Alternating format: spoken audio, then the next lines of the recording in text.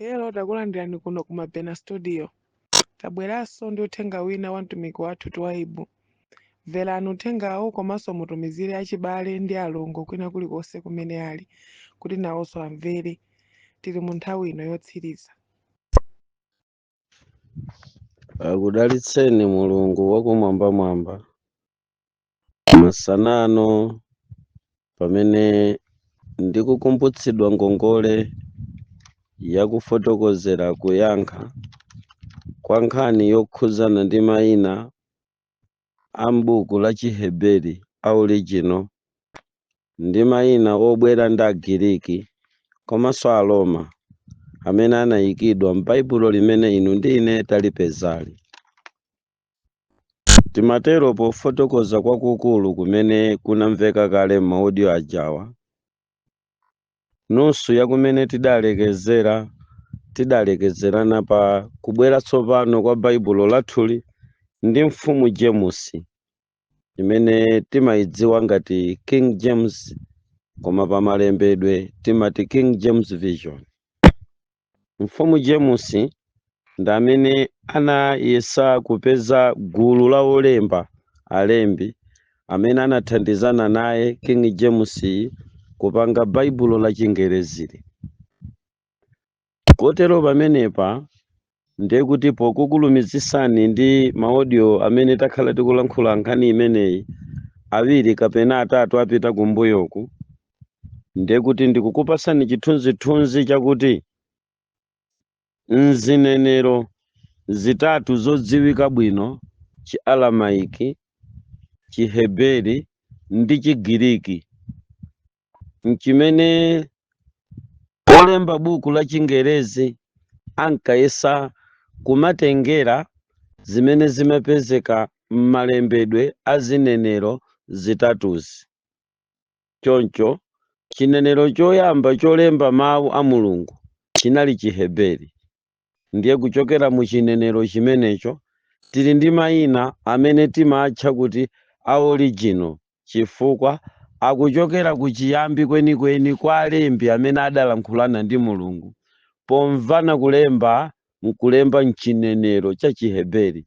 Chinenero cha Chiheberi ndi chinenero pakati pa Ayuda, fuko la Yuda, mtundu wa anthu ku dziko lapansi unali ndi chinenero. Maudio akumbuyoku tinatseka kutsutsa kuti si chinenero cha Mulungu chifukwa Mulungu alibe chinenero, koma chinenero choyamba cha anthu chimene adalemba nacho Baibulo tidapeza kuti chinali Chiheberi. Ndiye kuti tsopano lero mmene tikuchita mkumano tikufuna tione kuchoka pa buku la Chiheberi kapena pa chinenero cha Chiheberi mmene munali Yahushua, mmene munali Yahushua kapena mmene munali Yahuwa. Tsopano mayina aja a chinenero cha Chiheberi aja anadzabwera Agiriki amene tsopano nawonso poyika mayina aja anayamba kusungunula kalembedwe ka mayina awo aja, kapena kuti malinga ndi chinenero cha Chigiriki. Polemba Chigiriki mayina a original akuti Yeshua, mayina akuti Yahuwa anayamba kutaya shape, anayamba kutaya mvekedwe wake, anayamba kubwera mu mtundu wakawerengedwe ka mayina ena, kapena kuti katchulidwe ka mtundu wina. Choncho tiyenera kumvesesa pang'ono ngati ana a Mulungu titakhala pamodzi, osati ngati mkangano kuti pali ena ndiye wokonza kwambiri kapena ena ndiye olephera kwambiri, kapena ena ndi akunja ndiye ena ndi opembeza kwambiri, koma kumvana pa kalongosoledwe kameneka pamafunika kuti mudziyikaponso history ya mmene zinthu zimenezi zinayendera kuchoka pa chiyambi. Osayiwala kuti Aroma anadzabwera pakatipo kudzayika Baibulo lawo limene linkatchedwa kuti Catholic Bible. Mukayang'ana mbiri ya Catholic Bible muzapeza kuti mukachoka pa chinenero cha Chigiriki, pamene Agiriki anali kulemba baibulo lawo la Chigiriki, kapena pa mkangano waukulu wochosa chinenero cha Chiheberi ndi miyambo ya Chiyuda nkuyika Chigiriki ndi miyambo ya Chigiriki, imene ija inapangisa kuti achina Judasi Makabeo azunzike, akhale pa mkumano wokambirana m'Makabiriyani Livoti za chochitika cha chipongwe chimene Agiriki anali kuchita pososa chinenero cha Chiheberi ndi kuchosaso mayina a Chiheberi ndi kuchosaso kapembezedwe ka Chiheberi nkuyamba kuyika kapembezedwe ka Chigiriki ka Agiriki posata milungu ya Agiriki, kutsata ndondomeko za miyambo ya Agiriki mu mafiliyosofe a Chigiriki.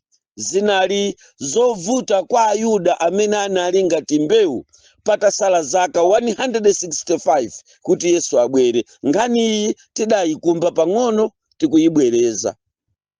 Now, atasala Agiriki nkuyamba kupanga miyambo yawo, mchitidwe wa Agiriki mu nyengo ya china Judasi Makabeo udakopa ena mwa Aheberi, ndamene buku la chipangano cha tsopano lolembedwa ndi Yohane pa chisumbu cha Patimo la chivumbuluso limatipasa kuti muli nawo ena momwemo amene amadzitcha kuti Ayuda koma asali Ayuda.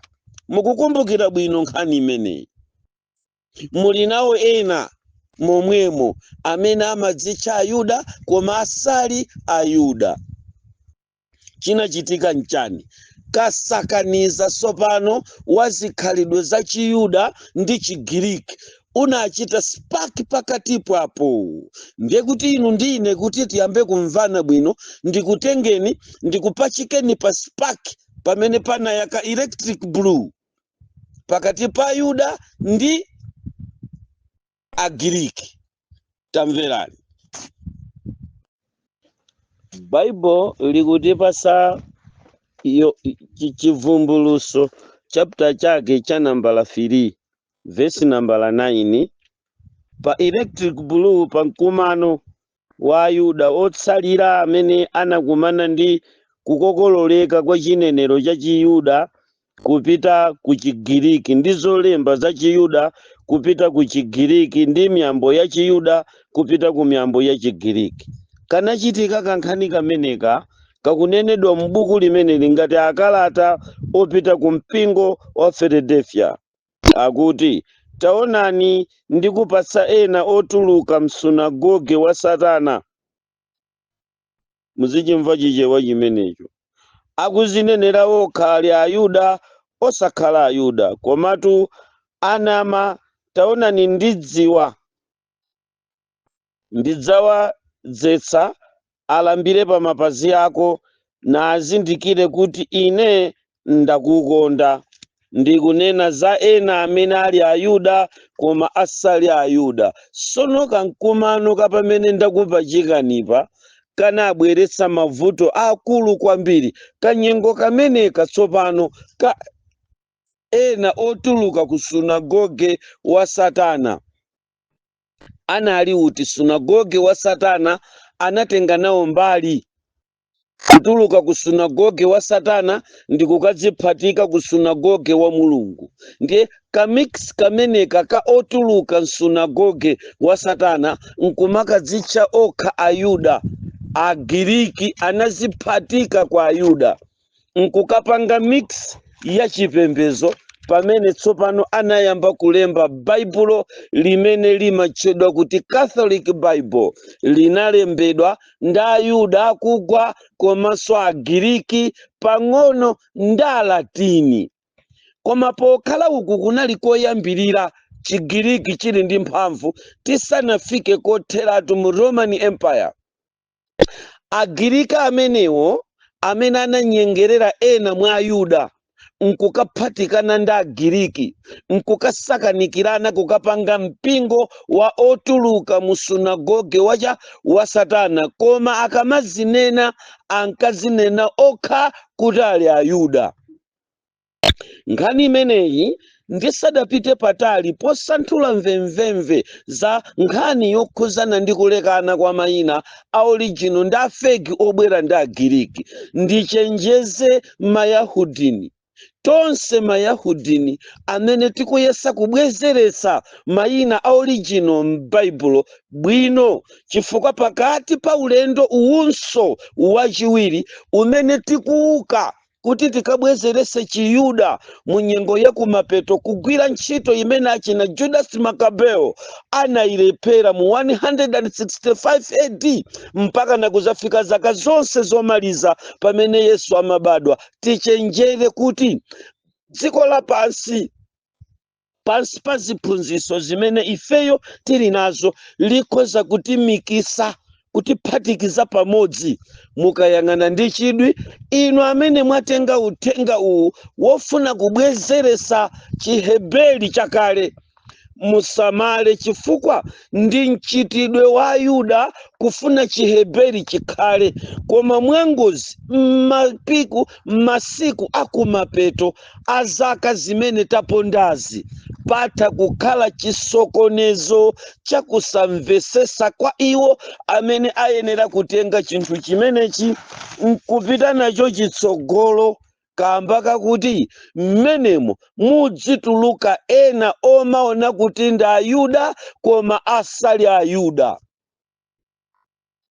Amenewa ndi amene adawononga kwambiri kuti Aroma polemba buku lawo la Catholic Bible akamvesese bwino za chiyuda komanso chiheberi, nkumachichotsa chihebericho nkumayika chigiriki, chifukwa anali Ayuda amene anali atatha kukopeka. Tilipo anthunso m'bado wa makono umene tingayime ngati Ayuda achilamulo koma tisali Ayuda kamba kakuphatikiza.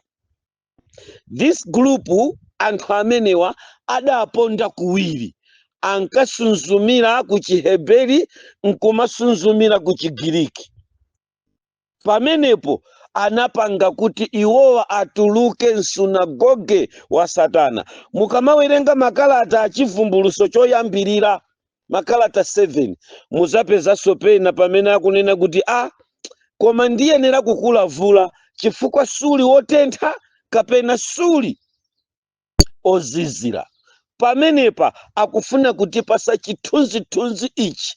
Ndichenjezenso mayahudini anzanga kuti pamenepa mutha kukhala kuti pamene mukugwirisa ntchito baibulo ili la Chingerezi kumapanga kuti mukupanga keremu kuti mukufuna mubwezerese za original, musamalire, tisamalire kuti tisabwezerese mayina okha achi original a Yesu ndi mayina a original a Yehova, kunena kuti tiyike Yahuwa komanso tibwezerese Yahushua.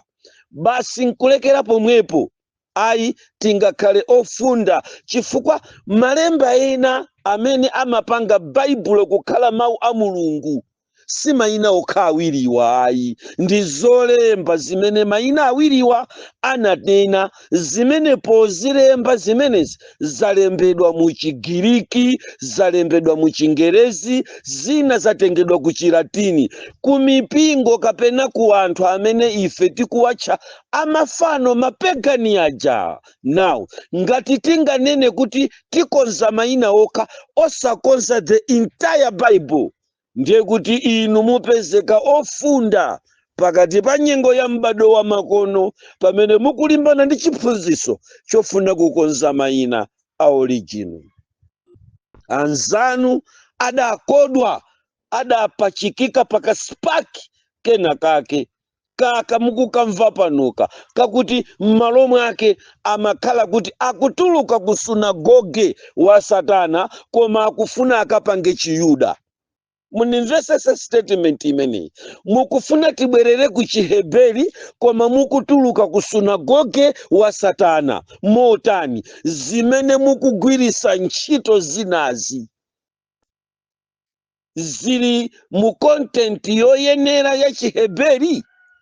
kapena ya Chingerezi cha King James Version, kapena ya Chilatini. Mumvetu Amayahudini. Pamenepa nimati muunikirane bwino, tiunikirane bwino kuti tisamalire kwambirinso pamene tikungonena nkhani imeneyi. Chimavuta nchakuti tikamatumiza mauthenga kwa adziwisa anzathu za mayina a origini, timatenga ngati kuti chimene chocho ndiye chipulumutsocho. Pamenepa timazazitenga kuti amene akunena kuti Yesu ndi mapagans, amene akunena kuti Yehova ndi mapagans, chifukwa Yehova kapena kuti Yesu zikuchokera ku mapagans. Funso lakuti ngati izi zikuchokera ku mapagans zachoka kuti zalembedwa mu Baibulo, kodi za mapagans zimene mapagans adayika Yesu adayika Yehova m'Baibulo adayikamo mayina okhawa kapena adayikamo zina? Nanga zinazi mumachita act motani? Pamenepo mukuzitengera nokha ku asunagoge otuluka ku sunagoge wa Satana, nkumazikokerera kuti muli Ayuda koma muli ku sunagoge wa Satana. Pali ntchito yaikulu imene mufunika kuti muchite. Tinafunika kuti tibwerere tikafufuze kamoyo kamene anakhala achina Judas Makabeo mu nyengo ya Maccabean revolt. Inu ana Mulungu, awa anthu awa sadasale mayina okhawiriwa a Yehova ndi Yesu. Ayi, adasala zolemba za Chigiriki, zolemba za Chilatini zimene zimapita ku Baibulo. Miyambo imene sinali ya Chiyuda adayichosa yonse. Iwowa anadana ndi zonsezi, sanangotapako mayina okhayi. Sono ife Mayahudini tikamayang'ana ndi chidwi pamaoneka ngati kuti tikungotapa mayina okha. Zimene ndizoona tikunena mayinawa ndi olondola, mayina a Chiheberi olondola ndi amenewa. Koma kodi mkati mwa mayina amenewa muli chani? Chipulumutso chinayenda bwanji? Nanga kodi mayinawa ndi mayina akuti anaperekedwa ndi Mulungu mwini wake kuti ine ndine Yahuwa? Yesu nkudzitcha yekha kuti ine ndine Yahushua, kapena ndi Aheberi amene anamutcha Yahuwa, Aheberi amene anamutcha Yahushua? Tasamalirani pamenepa kuti tiyendere limodzi. Tsono kuchokera pakanyengo kameneko ndibwerererani kumbuyo, ndiye kuti Baibulo la Chikatolika likulembedwa. Litalembedwa Baibulo la Chikatolika, mu Baibulo limeneli la Catholic Bible linalembedwa pakatipo lisanabwere Baibulo la Chingerezi, chifukwa Chingerezichi anachitenga ku Chilatini pang'ono ndi ku Chigiriki, kapena ku Chigiriki pang'ono ndi ku Chilatini, chifukwa chakuti nthawi imene Baibulo limene tikuwerengali limalembedwa nkuti Aheberi atatsekeredweratu, Chiheberi chitafafanizidwa, mabuku awo onse atachosedwa. Chifukwa chinachitika ncha polemba Catholic Bible anatengera zimene anapanga Agiriki polemba Greek Bible, chifukwa mu Greek Bible anachosamo mabuku onse aja 14 amene ndikunena kuti sadayikemo. Kuphatikiza pamenepo anatenganso mabuku onse amene akuonjezeka pa mabuku 14 aja kupanga 17 osayika mmene mumu. Now kalembedwe kawo kanthu amenewa adalemba Baibulo lawolo la Chikatolikalo mosayikako zolemba za Chiheberi. Ndiye ndondomeko yakalembedwe kameneko imene inayenda mpaka na kuzafika mu King James Version amayitcha kuti Deuteronomico, kapena kuti mabuku onsewo ankawatcha kuti Deuteronomico. Mukanena kuti Deuteronomico books ndiye kuti mukunena mabuku amene buku la Tobit, Judith, Wisdom, Salach, Baruch, Makabeo, Esther, Daniel, kuphatikizaponso mabuku a Enoki samayikidwa mmenemu. Ndiye ndondomeko ya kulemba mabuku kapena kulemba Baibulo mutachosako mabuku 14 kapena 17 amene sali m'Baibulo ilili. Njira imeneyo inkatchedwa kuti the Deuteronomical writing. Ndiye that Deuteronomical ndi imene inapangisa kuti atengere system imeneyo Aroma polemba buku lawo la chikatolika. Now, mikumano imene anapanga anthu amenewa akhala akukumana akatolikawa popanga ndondomeko zolemba malembedwe amenewawa amene ndikukupatsirani pamene papawa. Mupeze kuti padali mikumano imene anthu amenewa amayenda nayo. Mwachisanzo, mkumano woyamba kumene ankawutcha kuti Council of Carthage. Council of Carthage unachitika mu 397. Council of Florence inachitika mu 143 mpaka mu 1431 mpaka na kuzafika mu 1449. Komanso panali mkumano wa Council of Trent unachitika mu 1545 mpaka na mu 1563. Iwo anagwirizana kuti mabuku 66 achipangano chakale, mabuku 27 achipangano chatsopano akhale m'Baibulo lawo. Now, ndikuti mabuku aja achosedwa. Mukangochoka pamenepo straight kubwera tsopano pa buku limene muli nalo lero la Baibulo lero, mmene mulibe mayina a Yesu, kani mmene mulibe dzina la Yahuwa, mmenenso mulibe dzina la Yahushua. Akuyikamo Yesu, nkukuyikira ni Yehova. Mayina aja akutibutsira mkangano kuti tisamatchule, tikatchula tipita nawo ku Gahena. Baibulo limeneli ndi la Chingerezi tsopano, limene inu ndi ine talipeza. Kuchokera kuzimene ndazifotokozazo, ndiye mmene tapeza mabuku amenewa. Nawonso mabuku amenewa alemba chimozimozi in a Deuteronomical way. Mulibe mabuku ajawa achipangano chakale, aja mabuku 14 kapena 17 oletsedwa, obanidwa, mulibemo. Now, kuchokera pamenepo tsopano tapeza kuti Chingerezi ndi limene likutipasira Baibulo la Chichewa. Mmene ife mchichewa mucha timakapeza dzina lakuti Yesu. Tiyambe kumvana pamenepo. M'Baibulo limene lila Chingerezi ndi mmene timakapeza mu dzina lakuti Jesus. Now, zifunika kuti tiyambe kumvana bwino pa nkhani tsopano ya mayinawa kuti kodi adayenda bwanji. Ine ndivomereze kupati yosiriza ino kuti ndizoona Aheberi anasintha mayinawa, kani Agiriki anasintha mayinawa chifukwa padali mkangano wa milungu yawo. Chithunzithunzi chakuti kunali mkangano wa milungu yawo, mumvesese, ankafuna mayina a milungu yawo akwezedwe kusiyana ndi mayina a Mulungu amene analipo m'buku la Chiheberi lija.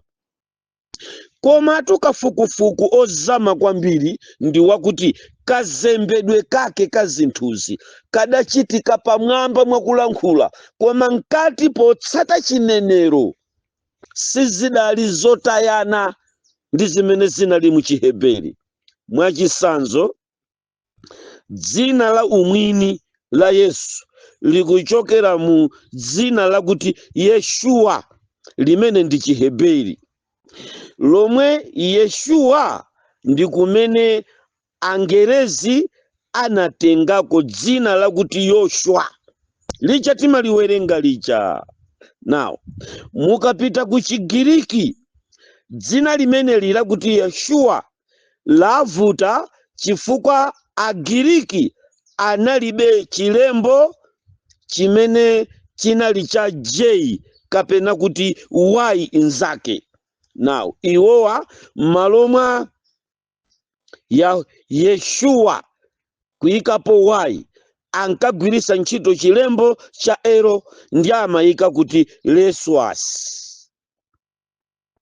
Ndiye kuti leswas mchigiriki mumpeza kuti ndi Yeshua. Mukapita ku Chiheberi mupeza kuti ndi Yeshua.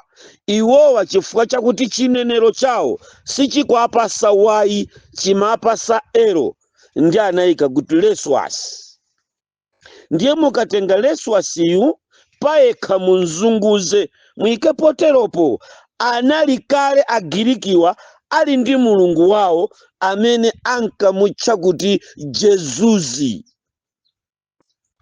Ndiye pamene anali kuyika lembo la leswasi mchigiriki anali kale ndi hidden agenda ya mulungu wawo kuseliko, komabe kuti angoyika direct zakanika chifukwa zilembo zakola kuti akayike moyenerera ndi anayika kuti Jesus. Jesus uja akuchokera kuti sopano chimenechi ndi Chingerezi. Mukachoka pa Chingerezi ndi pamene sopano leswasi uja anamuyika dzina la kuti Jesus. Mumvese pano nkuti pa nthawi imene ankayika mawu akuti Jesus, anyamata olemba baibulo la Chingerezi nkuti chilembo J kulibe.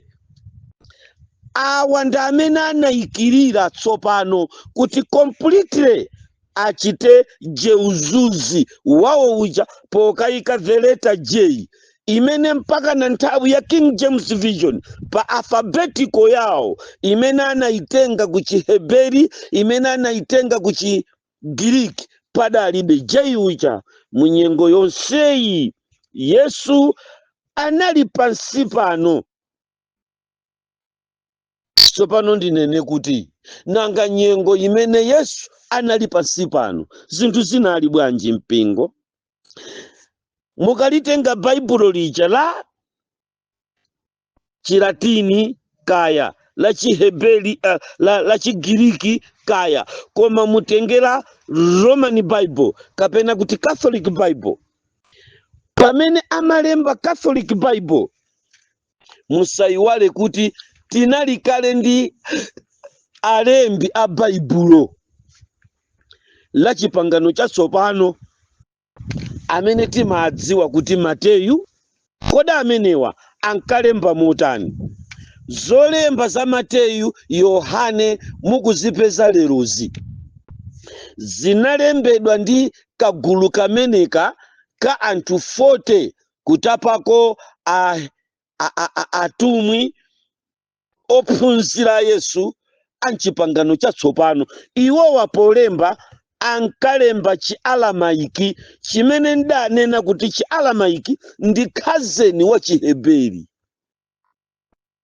Koma Agiriki polemba Catholic Bible, Aroma polemba Catholic Bible analilemba mu chinenero chawo chophatikiza ndi Chilatini chimene chinali Chilatini so ngati chinenero chimene chinkafunika pa nthawi. Ndiye kuti Yesu alipo nkuti Chialamaiki chikulankhulidwa. Ndiye polemba Chialamaiki iwowa sadayikemo Jesus ayi, anayikamo Yoshua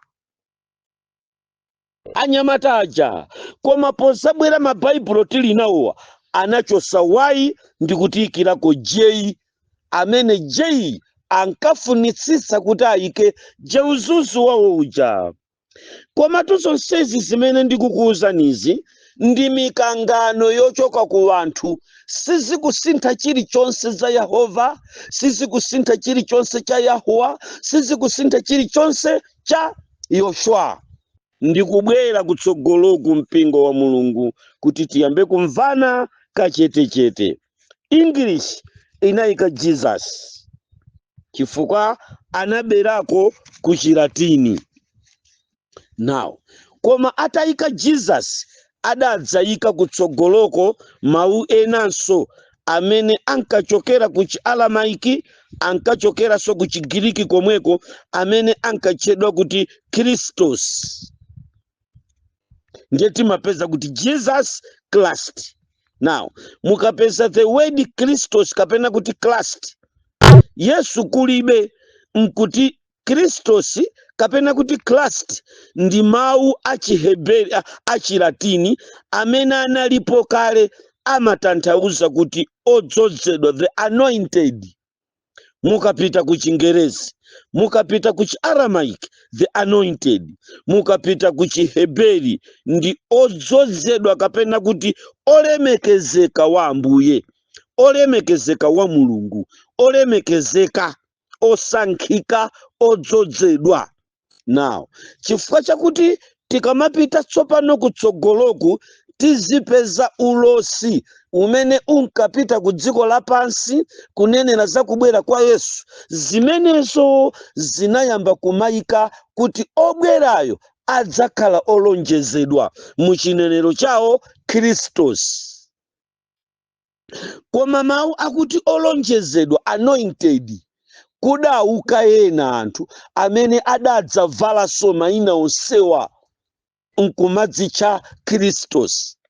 Kotero kuti Malastafaria ndi anthu ena mawu akuti Christos sagwirizana nawo ngati mmene inunso mayahudini mumadalirana ndi dzina lakuti Jesus.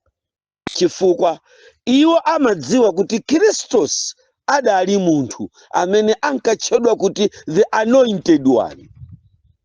Now the word anointed ndi title imene mungayipereke pamene mukumfuna malinga ndi zikhulupiriro zanu zobalalika.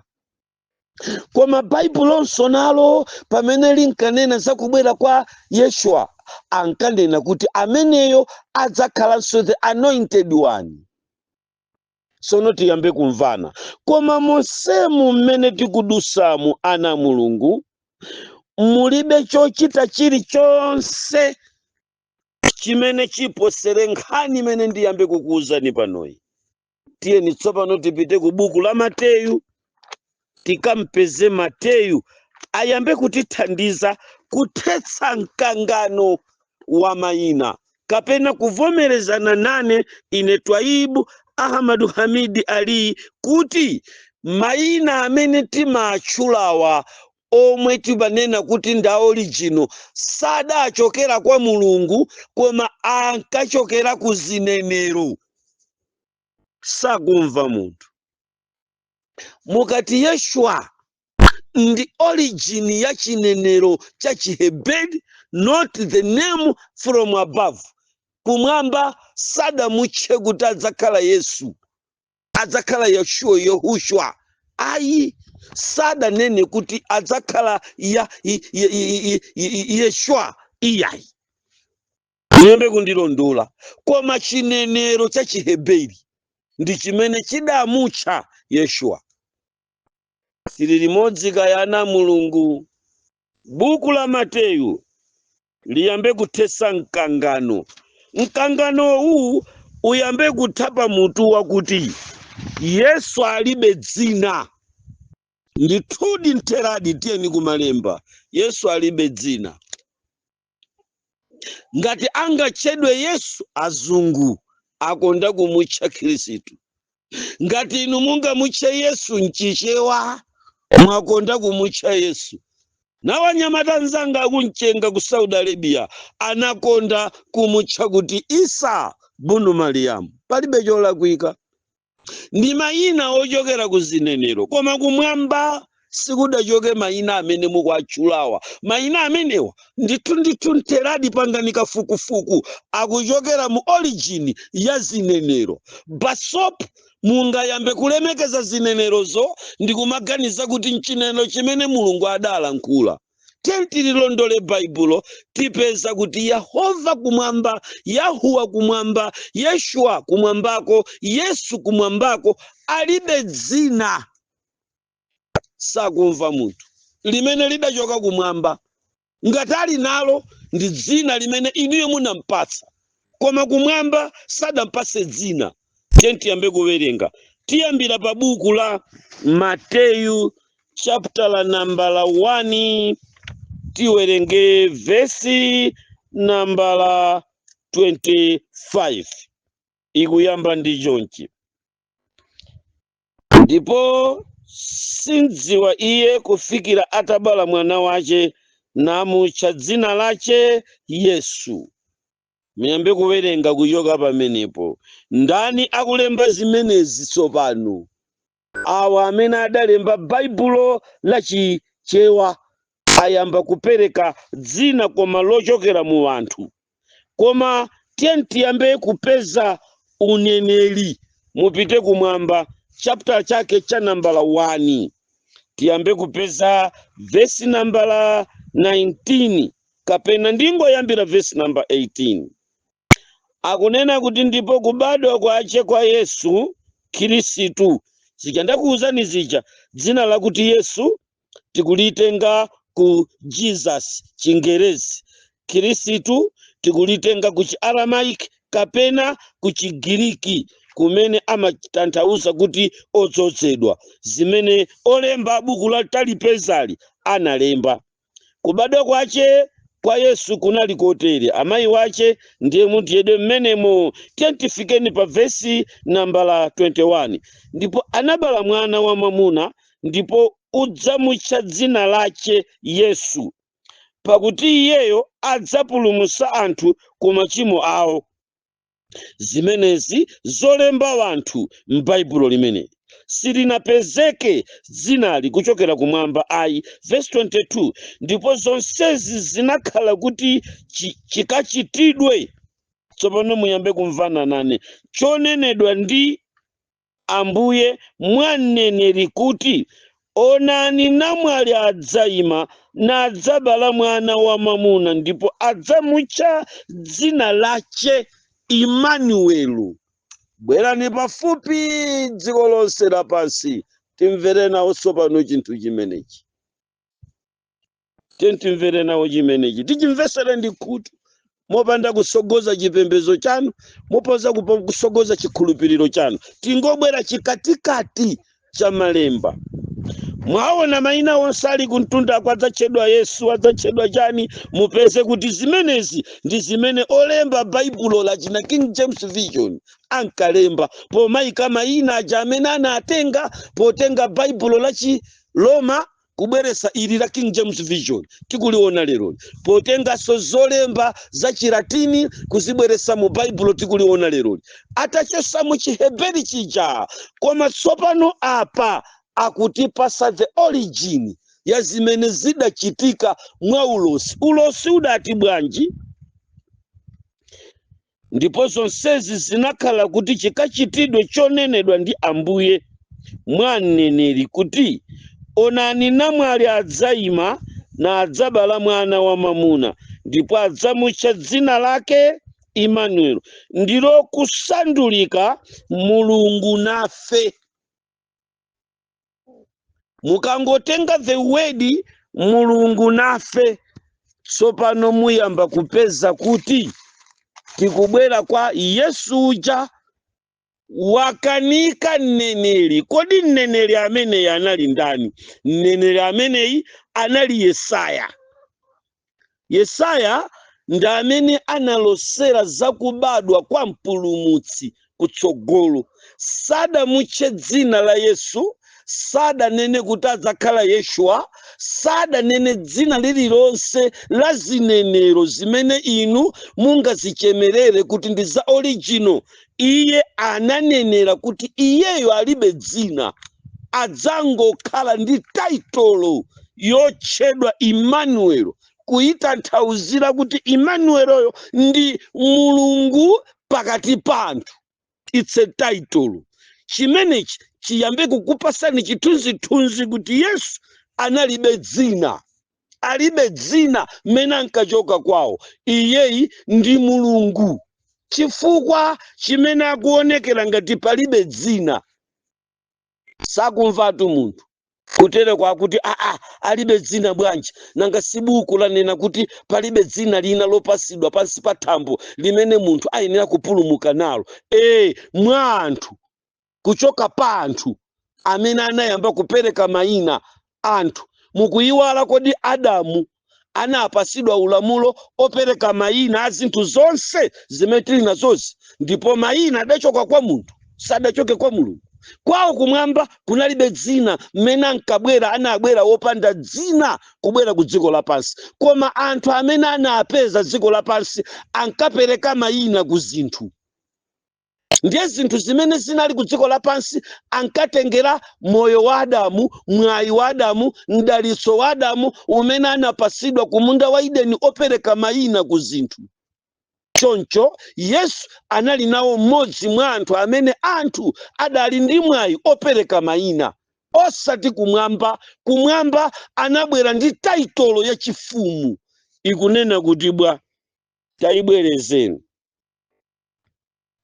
muibwereze, tabwerezani. Verse number 22, ndipo zonse zinakhala kuti chikanenedwe chonenedwa ndi Ambuye kuti mwa aneneri, kuti onani.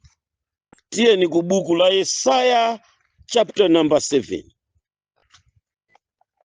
Musunge dzina la kuti Emmanuel, kapena the word Emmanuel, chifukwa mawu akuti Emmanuel si dzinayi, ndi taitolo. Ndiye kuti muyamba kupeza kuti Yesu pochoka kwawo kumwambako kubwera ku dziko lapansi mwa njira iliyonse anabwererayo, anabwera opanda dzina, straight mpaka mchikuta kukhola la ng'ombe. Atabwera ndi taitolo iti Emmanuel, kutanthauza kuti cha Mulungu pakati pathu. Kukangana zinthu zimene zilibe kolowa ngakhale kopita, zimene pa khomo la zipata za kwathu sizikagwira ntchito iliyonse, nzothera mwa anthu, nzeru za anthu, machitidwe a munthu, kuganiza kwa munthu, kufuna kwa munthu, pa ufulu umene Mulungu adapereka kwa Adamu kupereka mayina ku zinthu. Kumwamba Yesu yuyu, kumwamba Yesu amene yuyu sadampase dzina limene mukukakamira kuti ndi lolondola. Malingana ndi Baibulo anangobwera ndi taitolo, chifukwa mukamayamba kumpasa dzina Yesu, muyamba kunchepetsa, kunganizira kuti Yesu na anyoni, Yesu ndi gama, Yesu si firstborn wa inu. Ayi, sakuchokera kwina kwake kuti mpaka nasowa kuti muntchule dzina. Iyayi, kwawo anabwera wopanda dzina, anangobwera ndi taitolo yota adzabadwa ameneyu, adzabadwa amene. Yesaya chapter number 7. Yesaya chapter number 7. Yesaya ndi mneneri amene akuona zapatsogolo kwambiri. Chapter number 7, kodi mukuchita ndi vesi, tiyambira vesi nambala 9 kaye. Akunena kuti ndipo mutu wa Efereimu ndi Samariya, ndi mutu wa Samariya ndi mutu wa Rema, mukapanda kukhulupirira ndithu simuzakhazikika. Ndimafuna tichitekaye ndi chofotokozera cha kusakhazikika. Tiyenera kudziwa za chibalaliko cha mtsogolo, koma pamene tili kale m'buku la Yesaya potsata nkhani imene, tentioneni verse nambala 14 ya chapter number 7. Ikuti bwanji verse limene 14? Ikuti chifukwa cha Ambuye mwini yekha adzakupasani inu chizindikiro. Taonani mwana mwali adzayima, na adzabala mwana wa mamuna, na adzamutcha dzina lache Emmanuel. Kaye kumveka nkhani, chidzakhala chizindikiro pakati pa dziko lapansi. Basopo mukakakamira mayina aku Israeli, ndi anthu ma Israeli, si milungu imene ijayo. Bwino tu bwino mukakakamira Ayuda, Ayuda ndi anthu, zinenero za Chiyuda za umunthu. Ayuda amachimwa akamalankhula Chiheberi ndi kumantukana Mulungu mu Chiheberi, chimatheka kutukwanika Chiheberi, si holy language. There is no holy language in this land. Kulibe. Kulibe holy language. Yakuti chifukwa chakuti ndi Chiheberi ndiye iniyo muchipange kuti it is important than munthu weniyo ndi kukamtsitsa Yesu kukamuyika pa content ya umunthu. Iye sadali munthu osoweka dzina kuti nkapereka akakhala Esitere, akakhala Hamidi, akakhala Magi. Kumwamba eni yake akudziwa kuti uyuyu alibe chinenero, akupitira mitundu yonse. Tikampasa dzina la Chiheberi, Aheberi akanena kuti ndi wanga. Akapita ndi dzina la Chigiriki, Agiriki akanena kuti ndi wanga. Koma tita verse number 14 kuvomerezana ndi ine kuti kumwamba kulibe chinenero chimene chidachoka cha mayina a iyeyo mwini wake Mulungu, ngakhale dzina la mwana wakeyi kulibe. Akupereka title ndi akuti dzina lake lidzakhala title yo. Akuti bwanji verse number 14. Verse number 14 kunena kuti chifukwa cha Ambuye mwini yekha adzakupasani inu chizindikiro. Taonani, mwana wa mwamuna adzayima nadzabala mwana, namwali adzayima nadzabala mwana wa mwamuna nadzamutcha dzina lache Emmanuel. Tipiteni pa chapter 8 verse number 8 ikulibwa, ndipo iye adzapitanso kulowa mu Yuda, adzasefukira nadzapita nadzafalikira mkhosi ndi kutambasula kwache mapiko ache, kudzakwanira dziko lanu mchithando mwache inu Emmanuel. Verse number 8. Ndipo iye adzapita kulowa mu Yuda. Number 1. Adzasefukira nadzapita nadzafikira kukhosi. Number 2. Ndi kutambasula kwake kwa mapiko ache, kudzakwanira dziko lanu mchithando mwache inu Emmanuel. Ali ndi umwini apa, akutambalisa chithando cha dziko lonse lapansi. Sadali wa munthu, sadafikire ku chinenero ayi, koma anabadwira ku fuko limene fukolo ndi limene lidali ndi chinenero chimene chinkatchedwa Chiheberi, kuchokera ku fuko la Chiyuda limene Ayudawa ankalankhula Chiheberi. Iyeyi anafikira ku fuko la Yuda, osati kuti iyeyi anali mu Yuda kapena anali mu Heberi monga mwa dzina, monga mwa chinenero ayi. Kazumveka pano, tiye tione Yesaya chapter number 9 akutipasa kanthu kena pamenepo. Tikapita ku Yesaya chapter chake cha number 9, tifuna tiwerenge vesi kuyambira vesi ya nambalanso 9. Akunena kuti koma kumene kuli nsauko sikudzakhala kuziya. Pomwepo poyamba paja Mulungu ananyozesa dziko la Zebuloni, mpingo wa Mulungu. Nkhani imeneyi mudzayiwerenge mpaka mukafike naye pamusi. Pali zinthu zambiri zimene tikazilondola zikhoza kutipatutsa ku chimene tikulankhulachi. Now, tibwereni. Mwapeza dzina lakuti Emmanuel. Emmanuel akutanthauza kuti God with us, Mulungu pakati pathu. Sono mukangonena kuti Emmanuel, adzatchedwa Emmanuel, ndiye kuti mwankweza Yesuyi mwamuyika pa umulungu kuti adzakhale Mulungu, kudzakhala pakati pa anthu. Ndiye akangonena kuti Mulungu pakati pa anthu, mukapeza kuti kodi Mulungu ndi wa Heberi, Mulungu ndi wa Yuda, Mulungu ndi wa Giriki, mukapeza kuti mulungu ndi wa dziko lonse, pamenepo safunika dzina lochokera ku chinenero cha mtundu wina. Apase mwayi a mitundu achule dzina limene iwowa akufuna pansi pano. Ine ndizivomera, ndizilivomera limene inuyo ufulu wanu mufune. Mchaka ine ndimanena kuti Yesu amavomera, mchaka aja anyamata nzanga mati Isa amavomera.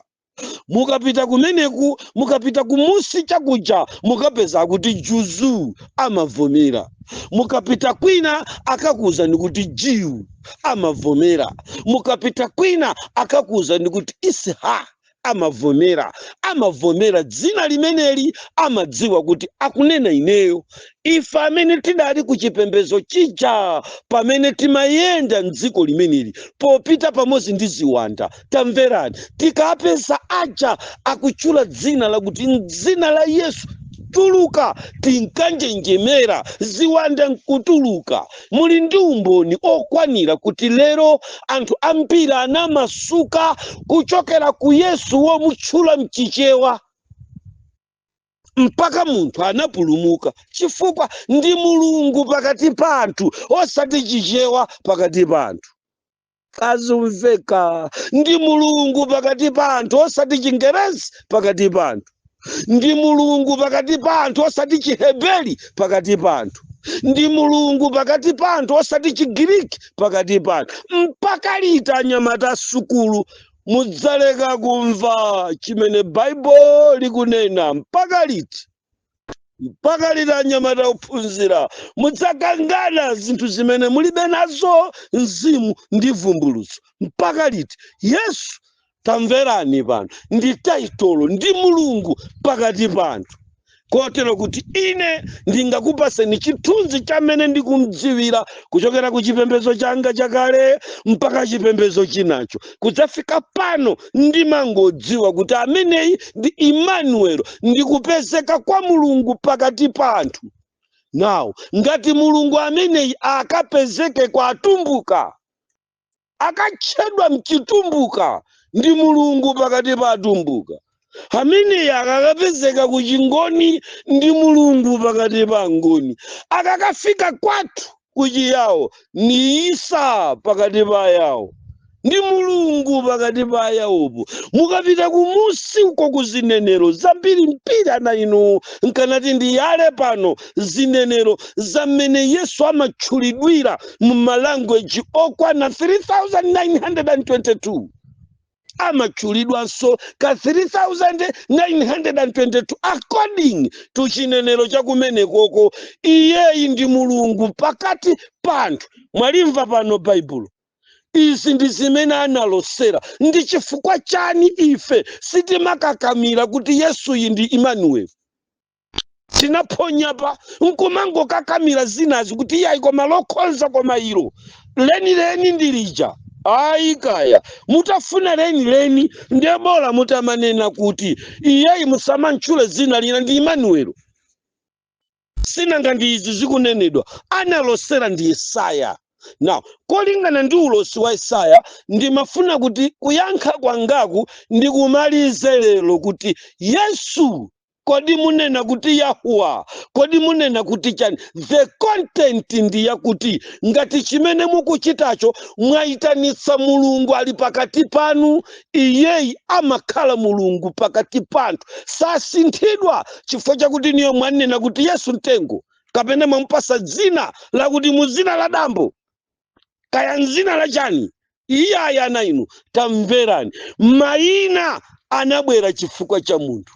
Koma tikapita tipa, tikamanena za Yesu ndikumanena za mulungu, tikamanena za Yeshua ndikumanena za Yehova.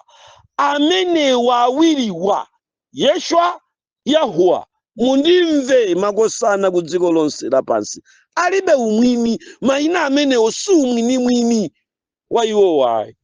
Iwowa ndi opezeka pakati pa anthu. Yesu pakati pa anthu. Emmanuel. Adzatchedwa Emmanuel chifukwa pamenepa ndiye kuti mwayamba kunenga Chiheberi. Yesaya mneneri ndamene anabwera kudzathesa mkangano kapena ndamene atithesere mkangano umene ndikunena pano. Tamverani, Yesaya akanena kuti Emmanuel ankamugawa mu zinthu zitatu zimene zidali kumveka. Tamverani, amanena kuti Emmanuel kutanthauza kuti otukulidwa. Pamenepa amamtcha kuti Galatai Memo. The Galatai Memo, iyeyi si munthu okhala mchinenero. The Galatai Memo, iyeyi ndi uncountable, simungamuwerenge, simungamuyikeso pa calculated statement. Ayi, iyeyi ndi Galatai Memo, simungamuyike mchionekedwe cha atsogoleri a dziko. Iyeyi sawerengeka. Galatai Memo ndi wakutali koma wapafupi, ndi wosaoneka koma wooneka. Galatai Memo ani describe amene simungampange describe, simungamuwerenge kapena simungamfotokozere. Ali pakati koma panthu. Anthuwa sakuda, ali pakati panthu. Anthuwa sangerezi, ali pakati panthu. Iyeyi sali pakati pa zinenero. Yesaya ankanena kuti Emmanuel Galatai Memo. Tamverani, chachiwiri, Yesaya akanena kuti Emmanuel anali kunena kuti Talatai Shemai. Adzatchedwa Talatai Shemai. Mukati Talatai Shemai ndiye kuti opezeka pakati pa olengedwa, obadwa kuchoka kwa munthu, adzakhala pamene popo. Dwelling place ya dziko lapansi padzakhala pa obadwa pakati pa anthu. Talatai Shemai kunena za Emmanuel. Bwinotu bwino ulendo ngwa utali kwa basiwu, ngwa utali koma ndi wa utali. Sizinali za masewera, anali obadwa pakati pa anthu ambirimbiri. Tiyeni tikwangule dongosolo la nthawi ya kuwerengaku pa vesi nambala 6. Pakuti kwa ife mwana wakhanda wabadwa. Tayamba ni kumva kuchoka pamene. Akuti kwa ife mwana wakhanda wabadwa. Kanango obadwa ngati kakhanda, palibe ananyamula mtanga kukapereka dzina, palibe ananyamula maluwa kukapereka dzina. Iyeyi ankangotchedwa mwana wa mamuna wabadwa. Wabadwa kwa ndani? Kwa ife. Chifukwa iyeyi ndi ndani? Talakai Shemai. Iyeyi ndi ndani? Sakumvatu munthu. Iyeyi ndi Galatai Memo pakati pa anthu. Verse number 6. Kwa ife mwana wakhanda wabadwa, mwana wa mamuna wapatsidwa. Sakumva munthu. Mwana wa mamuna wapatsidwa. Waperekedwa mwana wa mamuna ku dziko lapansi. Musampachike mayina ena kuti ndi ake. Ayi, ndi Mulungu alibe dzina pakati pa anthu. Sanabwere kuti akakhala John, akakhala Yosefe. Iyayi, Yosefe, Daniel ni anthu uyu. Musamamuyerekeze na nyoni na nkolo anu kwanu. Ayi, ndi Talakai Shema akamuna. Iwo amaonekera pakati pa nyanja zikulu pansi, amadziwika ndi Talakai Shema. Mukapita ku nyanja zozama za Indian Ocean pansi, ziwanda ndi zamoyo za pansi pa nyanja, amamudziwa kuti ndi Talakai Shema. Iyeyi Galatai Memo. Khani yosausa, khani koma yosausa. Verse number 6. Pakuti kwa ife mwana wa mamuna watibadwira ife, mwana wa mamuna wapatsidwa, ndipo ulemerero, khani zosausa, udzakhala pa phewa lace, ndipo adzamutcha dzina lace odabwitsa. Khani ija yasausatu kuno ali dzina pamenepo. Iyayi anyamata Mayahudini tiweramire pa vesi. Adzamutcha dzina lace odabwitsa. Watsowa chonena, it's a Galatai Memo. they can make wonders. Angachita chilichonse si wamphamvu chifukwa cha dzina lochokera ku Chiheberi. Ayi, Yesu sali wamphamvu chifukwa chakuti iye ni Yahuwa. Iyeyi si wamphamvu chifukwa chakuti ndi Yoshua. Iyayi, koma iyeyi ndi Mulungu pakati panthu. Isetalakai Shema Emmanuel. Pasop mkama mpeputsa uyu tidzapindilana mashati. Jimvane pano mukama muyerekeza ndi Benito Mussolini tidzapindilana mashati. Mukama muyerekeza amene ndi Bahai tidzapindilana mashati. Osapepusa ameneyi si Haile Selassie, ameneyi si Muhammad, ameneyi si Benito Mussolini. Uyu si Alexander the Great. Nitakai Shema Emmanuel, Mulungu pakati panthu. Yesaya hakunena mawu hakuti iyayi ameneyi mudzamutcha odabwitsa, ndipo ulamuliro uzapasidwa pa phewa lace, ndipo adzamutcha dzina lace odabwitsa, wauphungu, Mulungu koma wamphamvu, Atate osatha, kalonga wamtendere. Changodzaza ndi mataitolo dzinyota.